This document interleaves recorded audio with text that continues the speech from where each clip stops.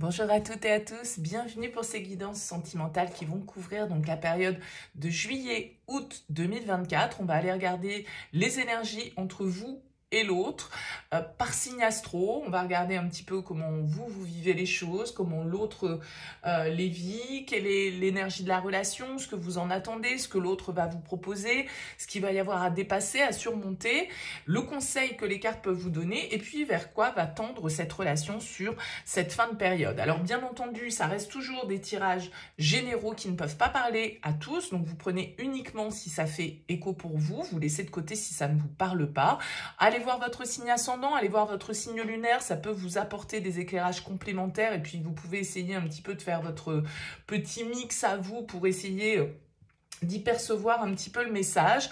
En tout cas, voilà, ne prenez bien évidemment que si ça fait écho. Et si vous souhaitez qu'on échange ensemble, eh bien, vous avez mon mail qui apparaît en bas de cette vidéo, lililataro@yahoo.com. Je fais toujours une approche préalable avant la première consultation pour voir si je cerne bien votre situation. Donc, dans votre mail, vous me donnez uniquement les prénoms, les dates de naissance des personnes qui sont concernées, le domaine, vous me dites si c'est du pro, si c'est sentimental, si c'est financier, mais pas plus d'éléments. Ne me posez pas de questions dans ce premier mail parce que dans vos questions, il y a déjà des éléments de contexte et le but pour moi, c'est de partir vraiment d'une page vierge pour voir si je cerne bien vos préoccupations, votre questionnement et donc pour voir s'il est opportun qu'on poursuive nos échanges. Donc, si vous me donnez trop d'éléments au départ, forcément, ça perdra de son intérêt. Donc, restez vraiment le plus large possible. Voilà, on va utiliser pour ce tirage le Soufi Tarot. Donc, comme je le disais, on va regarder vos énergies à vous, les énergies de l'autre. Ça va donc sous-entendre que vous avez quelqu'un dans votre vie, que vous avez quelqu'un dans votre tête, que vous avez quelqu'un dans votre cœur ou qu'il y a quelqu'un qui arrive pour vous sur cette période. Hein, voilà, donc voyez un petit peu comment les choses vont vibrer pour vous. Inversez les énergies parce que parfois ça peut être le cas. Et puis prenez toujours bien sûr le recul nécessaire. Allez, on se retrouve tout de suite pour le tirage.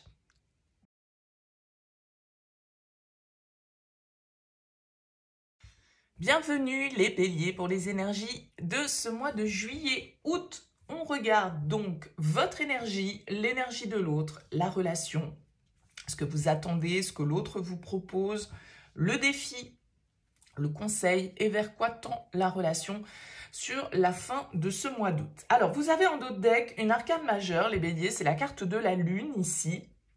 Elle peut représenter le signe du poisson. La lune, elle va nous parler un peu d'introspection.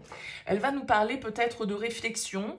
La lune, elle nous parle parfois de tout ce qui est un peu caché, tout ce qui est un petit peu inconscient. Avec la lune, on a du mal à percevoir les choses clairement. On peut nous parler d'être un peu confus, d'être un peu dans les interrogations, dans les doutes.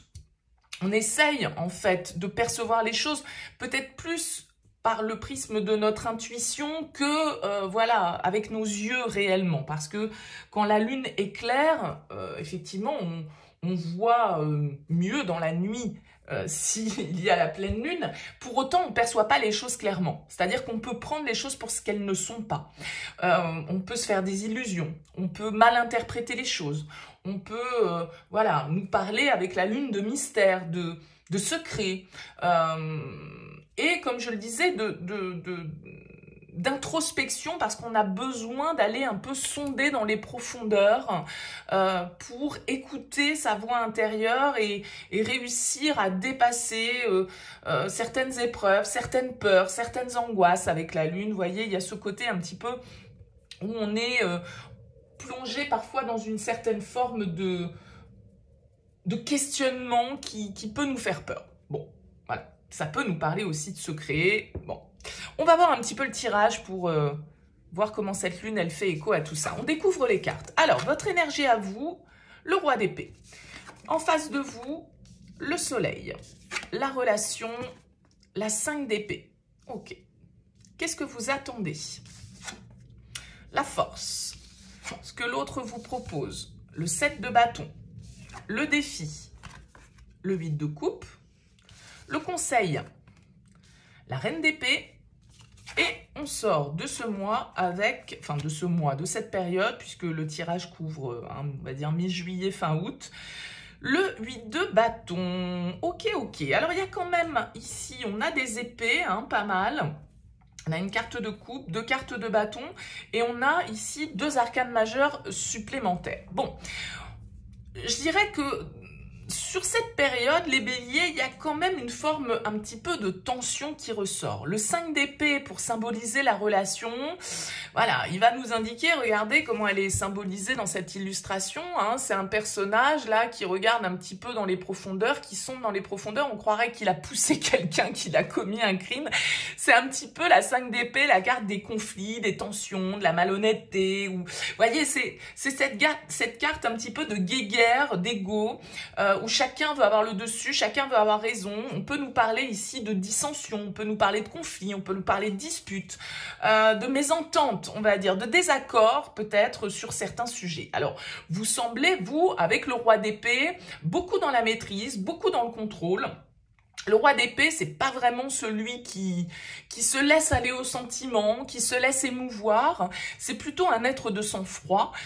C'est plutôt quelqu'un qui essaye d'être pragmatique, qui essaye d'être logique et qui essaye en fait de justement ne pas se laisser influencer par ses émotions et ses sentiments. Comme cette lune pourrait nous indiquer, vous voyez, notre sensibilité, nos peurs, nos angoisses, ce qui nous touche, ce qui nous fait douter. Bon, le roi d'épée, lui, il ne doute pas. Il est dans les certitudes, il a le dessus, c'est un peu le juge du tarot, donc c'est celui qui va dire les choses telles qu'elles sont, qui va faire preuve d'honnêteté, d'une communication quand même relativement claire, mais un peu froide aussi, d'accord? Donc, il peut y avoir, pour moi, un rapport ici de tension, de force, et cette force d'ailleurs qui ressort ici, dans ce que vous attendez, et une attitude avec ce 7 de bâton de la part de l'autre, un peu sur la défensive, un peu en mode tu m'attaques, je t'attaque. Vous voyez, il y a cette ambiance-là pour moi qui ressort pour vous les béliers sur cette période. Alors vous avez cependant quelqu'un face à vous avec le soleil qui est quand même dans une énergie de lumière, entre guillemets, de positivité, ou en tout cas quelqu'un qui va justement, là où il y a de l'ombre avec cette lune, eh bien venir peut-être éclaircir les choses. Alors éclaircir les choses, ça peut vouloir dire les arranger, mais ça peut aussi vouloir dire tout simplement venir mettre de la lumière là où il y avait des doutes. Ok? Parce que, comme je le disais, avec ce 5 d'épée, il y a une rivalité entre vous. Il y a un rapport de force ici qui existe dans ce tirage. Donc, on est un petit peu en mode combat. Le roi d'épée, il n'est pas vraiment du genre à lâcher. Il peut même être du genre à lancer des petits scuds parce que il dit les choses telles qu'il les pense. Et parfois, ça peut être un peu tranchant, hein, avec les épées on tranche, mais c'est toujours dit de manière malgré tout réfléchie, hein, c'est un roi, donc il n'est pas dans l'impulsivité le roi d'épée, il est dans la maîtrise. Donc vous avez quand même face à vous ici avec le soleil, alors c'est sûr quelqu'un qui a priori, en tout cas, est plutôt dans une dynamique, comme je le disais, d'optimisme, de positivité, mais aussi, je ne sais pas pourquoi je le vois comme ça, c'est-à-dire que là, vous avez un roi d'épée, comme je le disais, qui est quand même assez dans la maîtrise, assez dans le contrôle, qui veut diriger un petit peu les choses, qui veut la vérité, qui veut des discussions qui soient claires, qui veut pas tourner autour du pot. Et là, vous avez quelqu'un face à vous avec ce soleil, regardez, ce sont 2 enfants. Et pour moi, du coup, il pourrait y avoir dans ce lien une forme un petit peu de différence, de maturité. Quelqu'un ici, effectivement, de positif, de joyeux, qui vit, entre guillemets, au jour le jour. Voilà, qui est dans la spontanéité, qui vit comme un gamin, comme un enfant. Et ici, un personnage beaucoup plus carré qui attend peut-être plus de maturité, plus de courage, plus d'audace, plus de... comment dire ça? De prendre les choses en main. Parce que ce que vous attendez, c'est la force. Donc vous attendez quelqu'un qui soit dans la maîtrise. Vous attendez quelqu'un qui ait du courage. Vous attendez quelqu'un peut-être qui se batte pour vous, qui s'affirme, qui ne lâche pas, malgré peut-être vous, une attitude qui peut être un peu froide, un peu distante, un peu directe, comme ça. Et parce que ici, tout compte fait, comme je le disais, il y a une petite bagarre d'ego Hein, ce roi d'épée, il aime bien aussi avoir le dessus, il aime bien avoir raison, il n'aime pas trop être contredit. Alors peut-être que vous avez l'impression d'avoir face à vous quelqu'un qui est hyper léger, alors soit fun, soit positif, mais du coup qui manque peut-être un petit peu de maturité, de profondeur, de consistance pour vous. Ok, je le disais, avec la 7 de bâton, dans ce que l'autre a à vous proposer, c'est quand même une attitude ici, la 7 de bâton, du défenseur ou de l'attaquant. Hein, ça dépend dans quelle position on se place.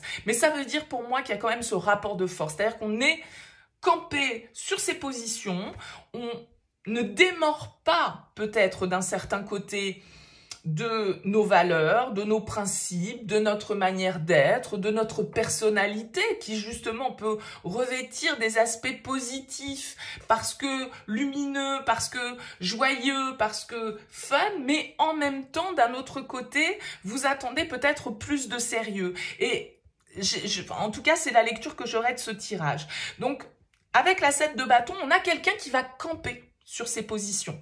On a quelqu'un qui va pas se laisser faire, entre guillemets, alors que j'ai l'impression que vous voudriez un petit peu, avec ce roi d'épée, avoir le dessus, obtenir des explications, obtenir des réponses à vos questions, obtenir une certaine forme de vérité, d'honnêteté, qui manque peut-être ici un petit peu avec ce 5 d'épée, ou en tout cas, on a l'impression que on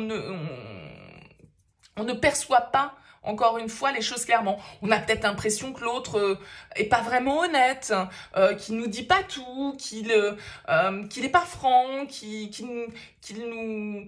nous échappe en fait, qu'il nous glisse un petit peu entre les doigts. Le conseil, enfin le défi plutôt, avant toute chose, c'est la 8 de coupe. Je pense que le défi, ça va être de prendre du recul. Hein. Et avec la 8 de coupe, on peut avoir du mal à dépasser quelque chose. C'est-à-dire qu'il y a peut-être un truc, un doute, une idée qui a germé dans votre tête de laquelle vous ne démordez pas et vous avez du mal à prendre du recul par rapport à ça. Vous avez du mal à avancer, vous avez du mal à prendre de la distance sur certaines émotions ici, sur certaines peurs peut-être que vous avez, la peur de vous faire avoir, la peur d'être trompé, la peur que justement l'autre soit pas totalement honnête avec vous, que vous le sentiez trop léger, que vous le sentiez pas assez investi, que vous le sentiez un petit peu... Bon, voyez. Et donc ce 8 de coupe en défi va nous indiquer que on a un petit peu du mal à aller de l'avant, on a un petit peu du mal à dépasser l'idée que, ben voilà, il va falloir... accepter de prendre de la distance peut-être hein, aussi tout simplement pour certains parce que le 8 de coupe c'est quand même une carte de voyage et de départ donc peut-être qu'il va vous falloir prendre du recul, peut-être qu'il va falloir prendre un petit peu de distance là dans cette situation parce que on ne se comprend pas ou on a du mal à communiquer ou en tout cas on communique de manière un petit peu agressive hein, avec ces cartes là. Alors quand je dis agressive, mettez le curseur au bon niveau bien évidemment. Bon, mais en tout cas, avec le 8 de coupe, peut-être qu'on a du mal à en démordre, on a du mal à ne pas vouloir obtenir certaines réponses. C'est-à-dire qu'il y a des réponses, il y a des questions auxquelles on veut des réponses, peut-être même qu'elles n'existent pas ces réponses, mais on les veut quand même. Et voyez, c'est ça un petit peu l'ego. C'est-à-dire qu'il y a parfois des choses qui ne s'expliquent pas. Il y a des choses qui sont inconscientes. Il y a des choses qui sont, voilà, des mécanismes comme ça qu'on ne comprend même pas, qu'on n'analyse même pas parce qu'ils sont innés, ils sont imprégnés en nous comme ça et c'est difficile d'y mettre une réponse. Mais du coup, vous pourriez avoir du mal à lâcher là-dessus. Alors, vous avez la reine d'épée en conseil. Vous êtes dans le roi d'épée, vous avez la reine d'épée. Donc, on vous demande quand même une certaine forme de rigueur. On vous demande quand même, avec cette reine d'épée, beaucoup de réflexion, beaucoup de logique. Et peut-être, effectivement, une certaine forme de recul et de froideur qui va être nécessaire sur vos émotions, sur vos ressentis. Maintenant, la reine d'épée, elle est quand même un petit peu plus douce, entre guillemets, que le roi.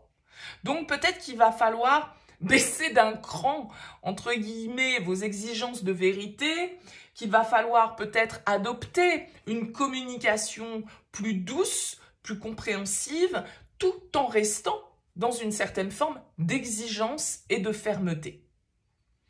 On sort de cette période avec la 8 de bâton.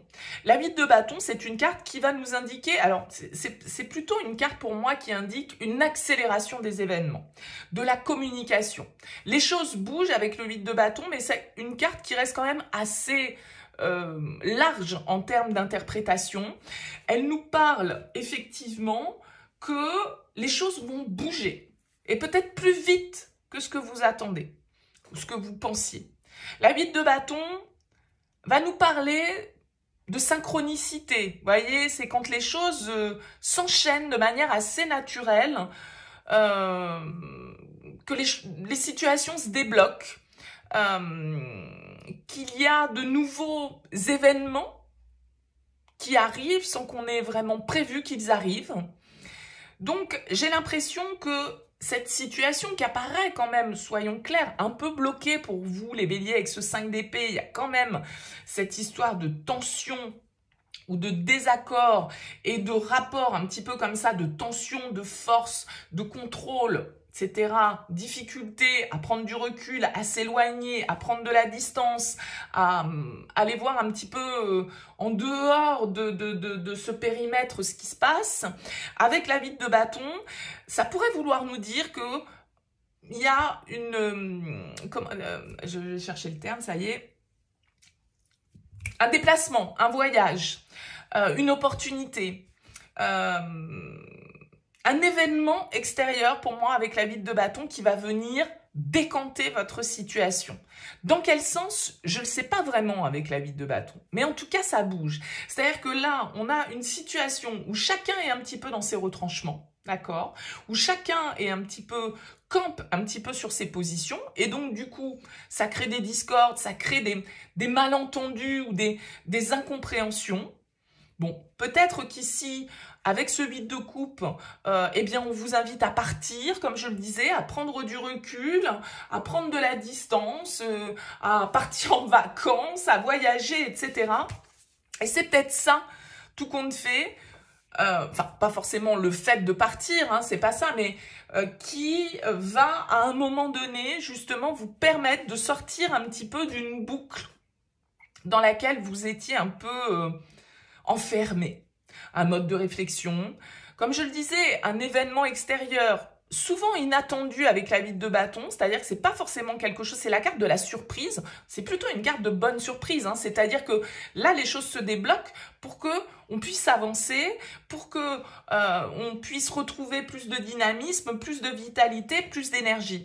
Donc, pardon, soit c'est dans le cadre de la relation, soit c'est un événement extérieur qui va venir un petit peu redistribuer les cartes. C'est pas la tour, hein, le 8 de bâton, c'est pas non plus le truc qui nous tombe dessus et qui vient tout chambouler, mais en tout cas, ce sont des opportunités extérieures et un peu le destin qui vient faire son œuvre pour décanter les choses et pour nous permettre d'avancer et d'aller de l'avant. Alors peut-être que pour certains, vous avancerez, vous allez de l'avant seul, parce que là, voilà, il y a des prises de tête, parce que la 5 d'épée, elle peut nous indiquer une rupture, elle peut nous indiquer, voilà, des tensions irrémédiables et un manque d'honnêteté et de transparence dans la relation, mais il est évident que vous n'allez pas tous vivre la même chose, et pour d'autres, ça va être une prise de distance qui va être salvatrice un petit peu et qui va décanter la situation et permettre un petit peu sur cette fin août, eh bien de retrouver une communication qui soit plus fluide, de retrouver de l'énergie, de retrouver de l'envie, de retrouver de la vitalité. Voilà pour vous les béliers. Écoutez, n'hésitez pas à me laisser un petit mot, un commentaire sous cette vidéo pour me dire comment ça a fait écho pour vous. En tout cas, merci pour votre écoute. Je vous souhaite un très bel été, de belles vacances et je vous dis à très vite.